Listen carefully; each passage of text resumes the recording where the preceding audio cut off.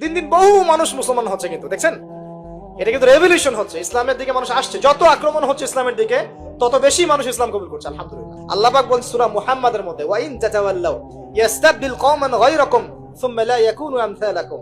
তোমরা মুসলমানরা যদি না পারো, আমি খ্রিস্টান, হিন্দু, বৌদ্ধ তাদেরকে, কুফফারদেরকে হেদায়েত দিয়ে ইসলামে নিয়ে আসবো, তারা আমার হয়ে লড়বে ইনশাআল্লাহ। এটা আল্লাহ পাকের হিকমা। দেখছেন না দিন দিন মানুষ মুসলিম হচ্ছে না, দিন দিন বহু মানুষ মুসলমান হচ্ছে, কিন্তু দেখছেন এটা কিন্তু রেভলিউশন হচ্ছে, ইসলামের দিকে মানুষ আসছে। যত আক্রমণ হচ্ছে ইসলামের দিকে তত বেশি মানুষ ইসলাম কবুল করছে, আলহামদুলিল্লাহ। আর আমরা পিছিয়ে পড়ছি। এই যে আমরা যে গরু খাওয়া মুসলিম হয়েছি, আমরা যে জুমার দিন নামাজ পড়া মুসলিম হয়েছি, আমরা মুসলিম পরিবারে জন্মগ্রহণ করে আব্দুর রহমান, আব্দুর রহিম নাম নিয়ে বসে আছি, কিন্তু আসলে রহমানের বান্দার বৈশিষ্ট্য কি আমি জানি না। আল্লাহ পাক আমাদেরকে হেফাজত করুন, আমিন।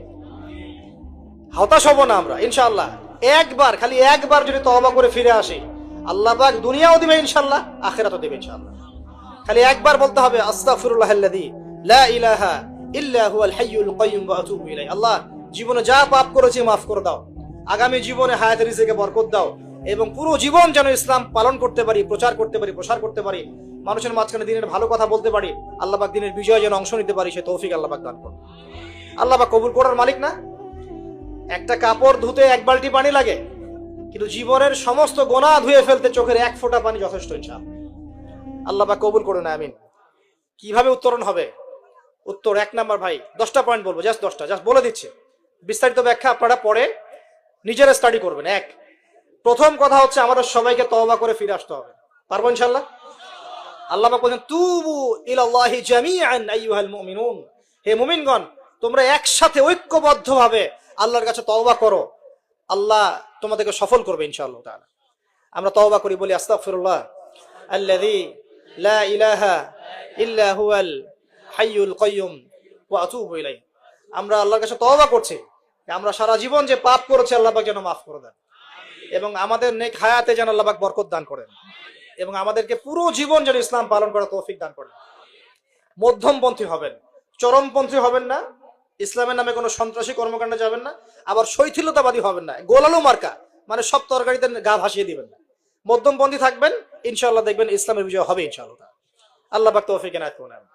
1 নাম্বার কাজ, তওবা করে ফিরে আসা। 2 নাম্বার, আমাদের সবাইকে দিনের জ্ঞান চর্চা করতে হবে। রাজি আছি ইনশাআল্লাহ? আল্লাহ পাক তৌফিক এনায়েত করুন, আমিন।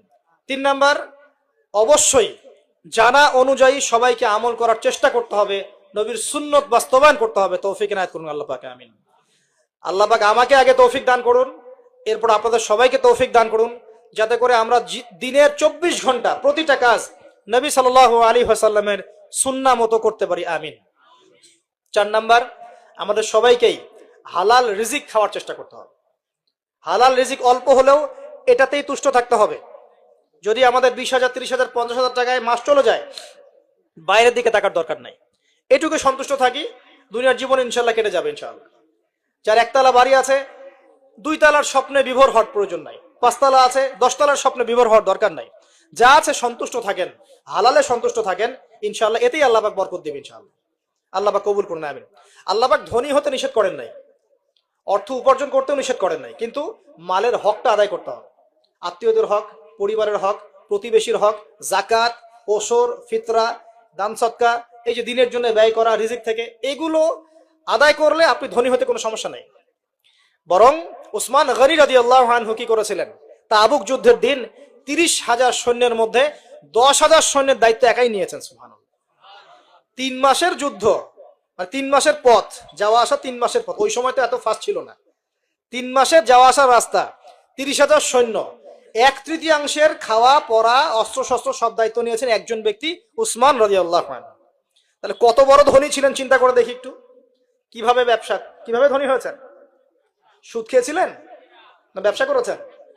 এই দেখেন, ইয়ামহাকুল্লাহু রিবা ওয়া ইউরবিস সাদাকাত। আল্লাহ পাক সদকায় বরকত দেন, রিবাকে ধ্বংস করে দেন। আর যারা সুদখোর তারা বলে ইন্নামাল বাইউ মিসলুর রিবা, সুদ আর ব্যবসা একই জিনিস, তারা বলে। আল্লাহ পাক বলছেন ওয়া আহাল্লাল্লাহুল বাই'a ওয়া হাররামা রিবা। আল্লাহ পাক সুদকে হারাম করেছেন, ব্যবসাকে কি করেছেন? হালাল। উসমান রাদিয়াল্লাহু আনহু ব্যবসায়ী ছিলেন, ব্যবসা করে দেখেন কি করেছেন, আলহামদুলিল্লাহ।